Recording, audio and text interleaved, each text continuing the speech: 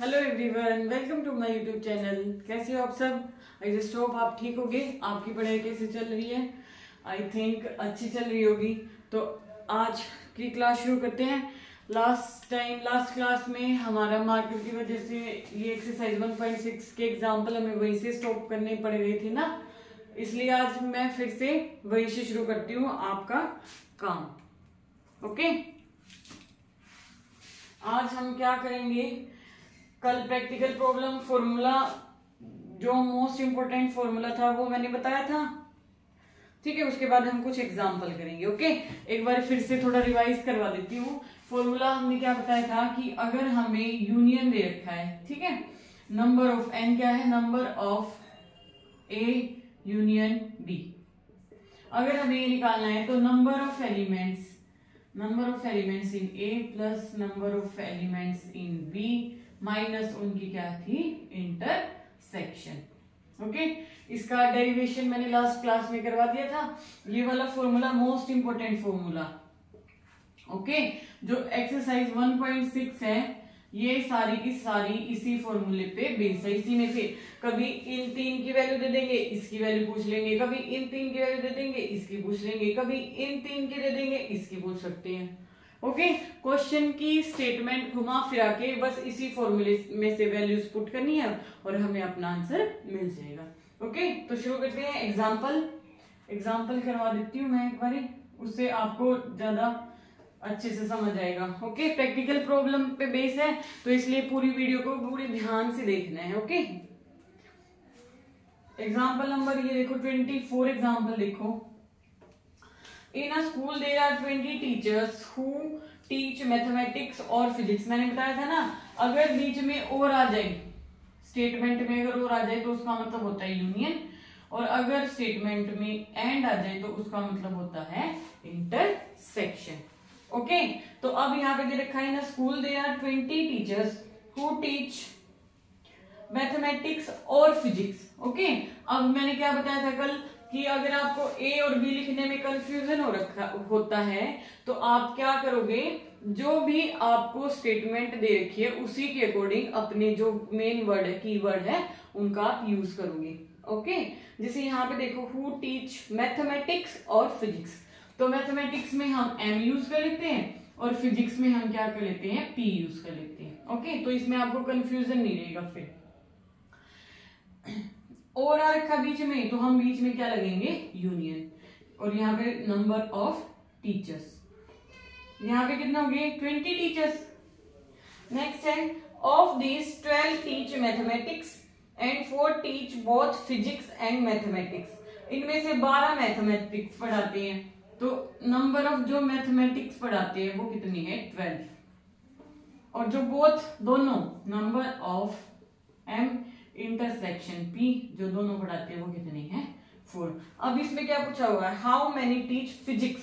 तो हमें क्या बताना है कि number of teacher who teach physics, ये हमें क्या करना है? निकालना है। तो इसके लिए सिंपल इसी फॉर्मूले का यूज करेंगे हम। इसमें देखो, ये तो जस्ट सिंबल है, इससे कुछ फर्क नहीं पड़ता, नो मैटर कि यहाँ पे कौन सी वैल्यू आई हुई है। यहाँ पे सिर्फ ये देखना है यूनियन यहाँ पे पुट करना है, इंटरसेक्शन यहाँ पे।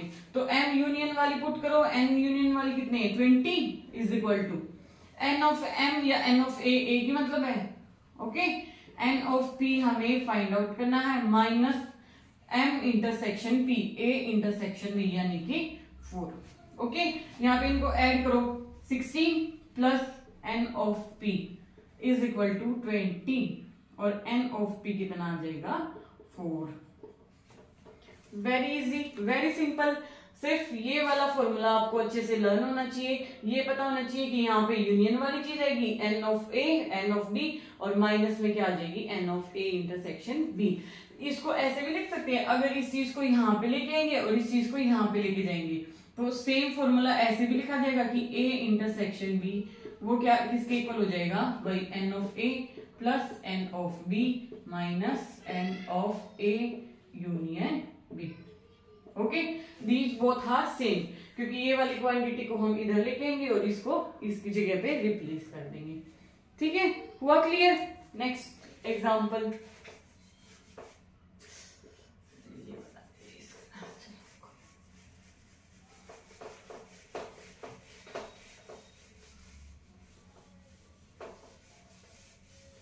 जो भी चीज जहां से पिछली वीडियोस में भी मैंने बोला बहुत बार, पहले वाली वीडियोस देखो, उसके बाद यहाँ पे आओ, क्योंकि जब तक बेसिक्स क्लियर नहीं होगी, पहले वाली चीजों का नहीं पता होगा, तो फिर आगे वाली वीडियोस देखने का कोई फायदा नहीं है। तो पहले वो वाली वीडियोस देखो, अपने बेसिक्स क्लियर करो, उसके बाद वो डेफिनेशन, वो सारे फॉर्मूले क्वेश्चंस के ऊपर अप्लाई करो, सिंपल। नेक्स्ट क्वेश्चन देखो अभी 25, in a class of 35 students, 35 students की क्लास है, तो इसका मतलब यूनियन पूरा ग्रुप कितना है, 35 स्टूडेंट्स का। Okay, 24 like to play cricket, cricket को हम सी से रिप्रेजेंट कर देंगे, वो कितनी हो गई 24। ओके, मैं जो डेफिनेशन, जो एग्जाम्पल पढ़ रही हूँ स्टेटमेंट, उसके अकॉर्डिंग मैं यहाँ पे लिखती चली जा रही हूँ। उसके बाद ये 3 वैल्यूज हमें दी होगी, एक हमें निकालनी होगी, और वो इस फॉर्मूले में पुट करके वहां से वैल्यू निकाल देंगे। ओके, अब 16 like to play football, football कितने को पसंद है, 16। और also each student like to play at least one of the 2 games, how many students like to play both cricket and football, both cricket and football, हमें क्या निकालना है, both, कि जो क्रिकेट भी खेलता हो और क्या भी खेलता हो, फुटबॉल भी खेलता हो, वो हमें क्या करना है, फाइंड आउट करना है। अब यहाँ पे चाहे यू लिख लो या फिर क्या लिख लो, ये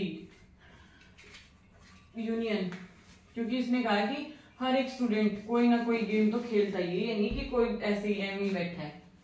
ओके, तो यहाँ पे हम किस किस का लिखेंगे, cricket, union, football.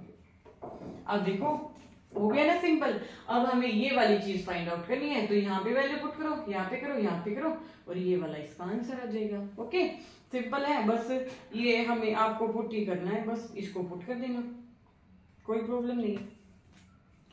Next question है, क्योंकि देखो स्टेटमेंट पढ़ के उसके बाद मैंने आपको प्रॉपर हिंट दे दिया, मैंने ये बता दी ये क्या वैल्यू है, ये क्या वैल्यू है। अब न्यूमेरिकल कैलकुलेशन है बच्चों वाली, वो आप खुद से कर सकते हो। ओके, ये मत बोला कि मैं आपने ये ऐसे पुट करके नहीं दिखाया वैल्यूज, ये तो फिर बच्चों वाली न्यूमेरिकल कैलकुलेशन है, ये आप खुद से कर सकते हो।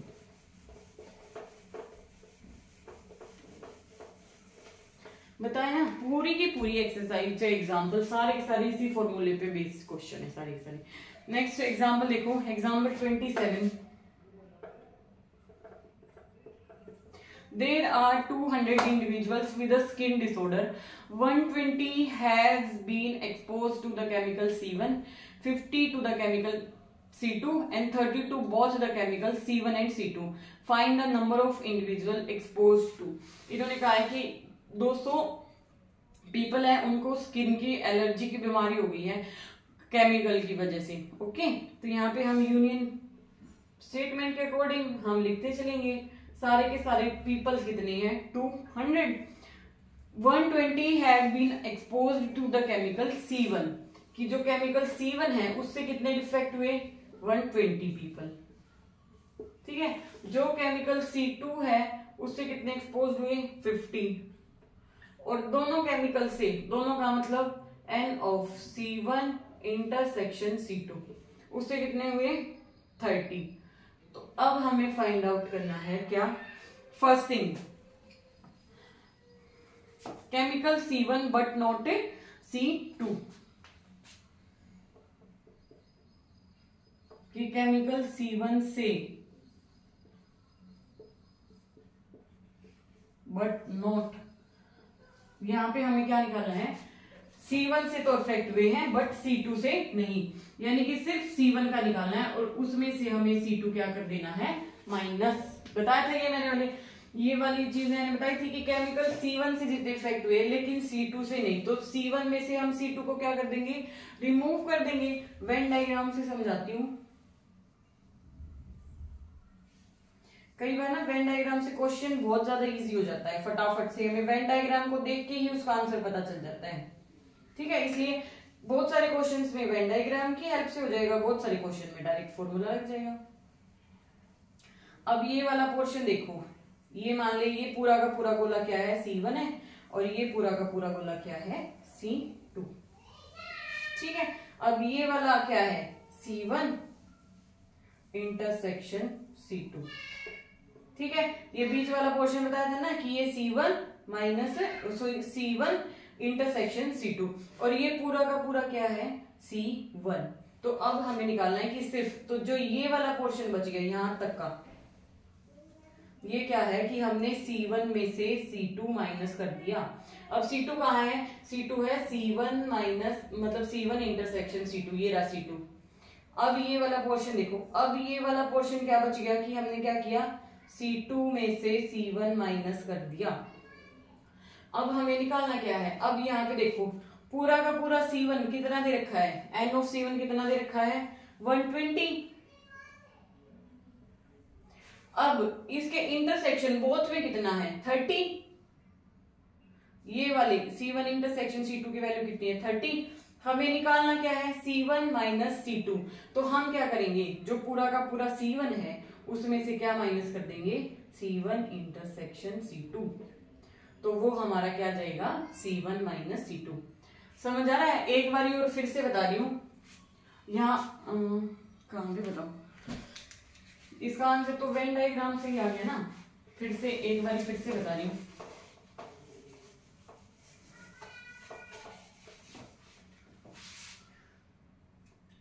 दिखाई दे रहा होगा ना यहाँ पे,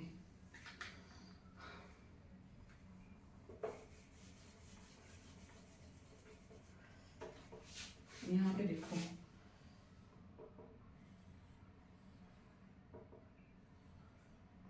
ये यूनियन पूरा का पूरा 200 पीपल्स का, ओके।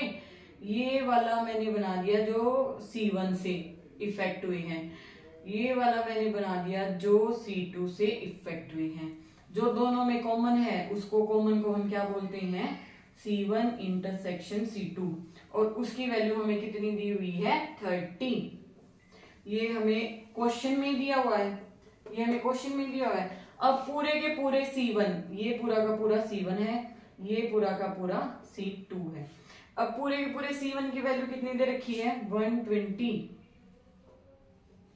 ठीक है। हमें सिर्फ वो चीज निकालनी है कि हमें सिर्फ ये वाला पोर्शन निकालना है कि C1 से जो इफेक्ट हुए हैं लेकिन C2 उसके अंदर नहीं आना चाहिए।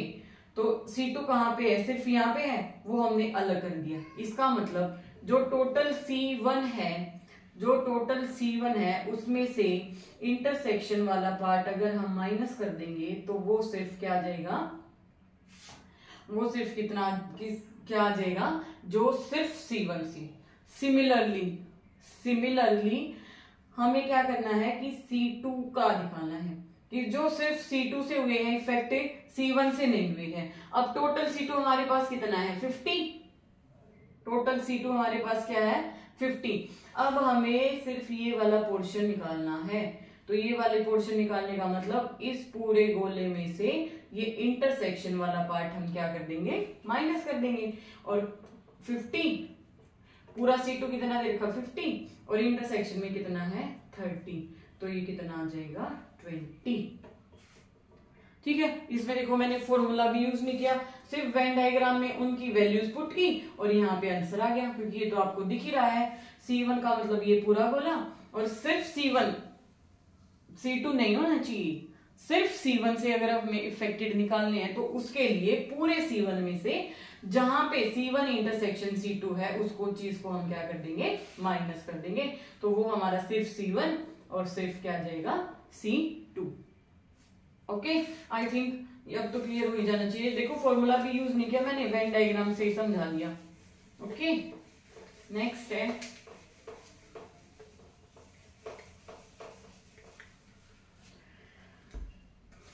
है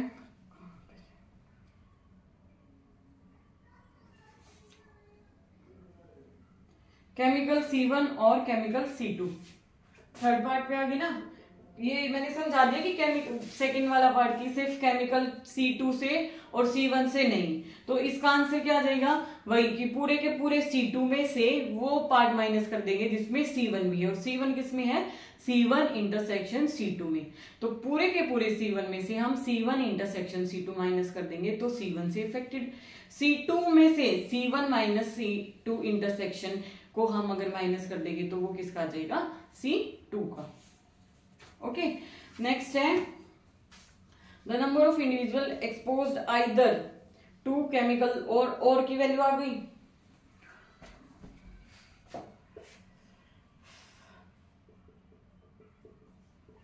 आइदर केमिकल C1 और C2। अब हमें हर एक चीज की वैल्यू का पता है और आ गया बीच में, तो हमें क्या निकालना है, C1 यूनियन, क्योंकि इंटरसेक्शन हम किस में निकालते हैं, एंड में। ओके, तो C1 यूनियन C2 इस फॉर्मूले से निकल जाएगा। यहाँ पे C1 की वैल्यू पुट करो, यहाँ पे C2 की वैल्यू पुट करो और यहाँ पे C1 इंटरसेक्शन C2 की। ओके, तो क्या जाएगा, आइदर केमिकल C1 और केमिकल C2। ठीक है, I think, I just hope कि अब एग्जाम्पल आपको बिल्कुल अच्छे से क्लियर हो गए होंगे और एग्जाम्पल से ही बिल्कुल मिलते जुलते सारे के सारे क्या है, एक्सरसाइज के क्वेश्चन है। ठीक है, मैं आपको एक दो के स्टेटमेंट से रिलेट करके दिखाती हूँ फिर से। एक्सरसाइज के फर्स्ट क्वेश्चन को देखो। पहला क्वेश्चन तो simple, if x and y are two set such that n of x is equal to this, n of y is equal to this, n of x union y is equal to this.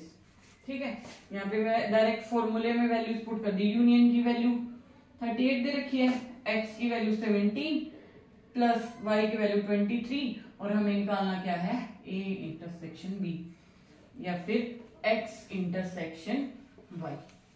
Okay, तो यहाँ पे put करो 40 is equal to 38 minus n of x intersection y। इसको इधर ले जाएंगे तो n of x intersection y is equal to 40 minus 38 is equal to 2। ठीक है, कुछ भी नहीं था।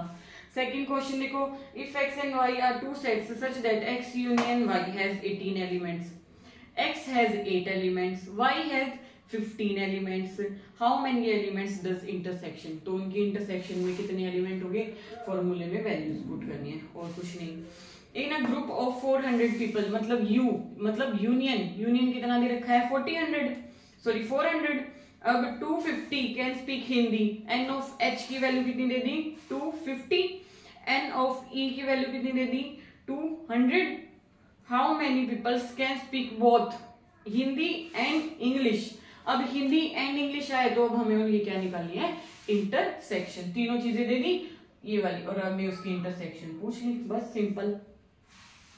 If s and t are two sets such that s has 21 elements, ये मेरी एक बात पहले ध्यान से सुनो, अगर आपको फॉर्मूला आता है, ओके, अगर आपको अब ये फॉर्मूला समझ आ गया है, जैसे मैंने एक्सप्लेन किया है वो वाली चीजें आपको समझ आ गई है, वेन डायग्राम से निकालना आपको समझ आ गया है, तो ये वाली एक्सरसाइज कुछ भी नहीं है जो आपको पहले क्या लगती है, बहुत बड़ा हवा ऐसे कि पता नहीं ये वाले क्वेश्चंस कैसे निकलेंगे, कैसे होंगे।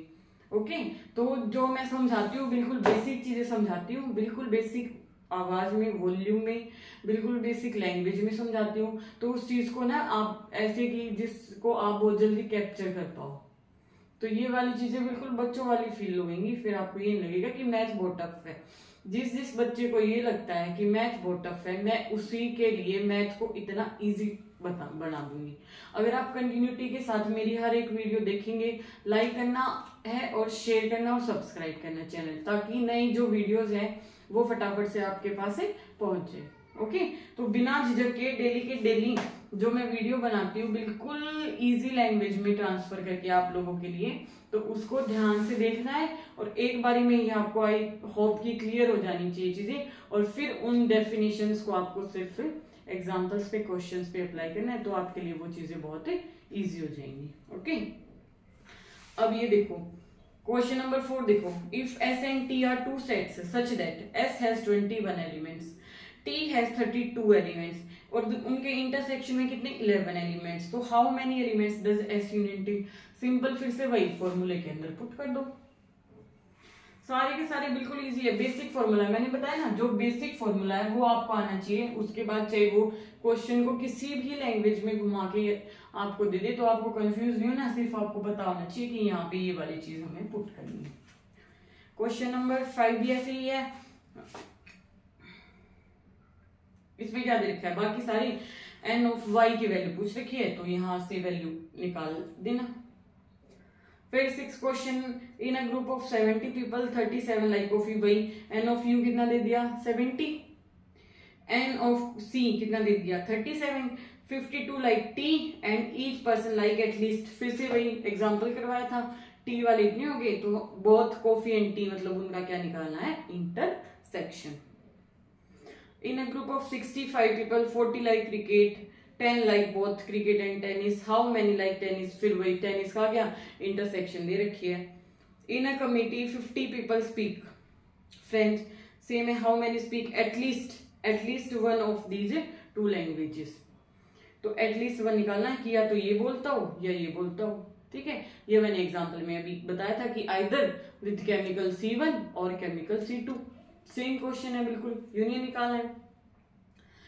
तो आई थिंक ये वाले क्वेश्चन आपके हो जाने चाहिए। जो क्वेश्चन आपको समझना है इसी फॉर्मूले में पुट करना है सारा कुछ और कुछ नहीं।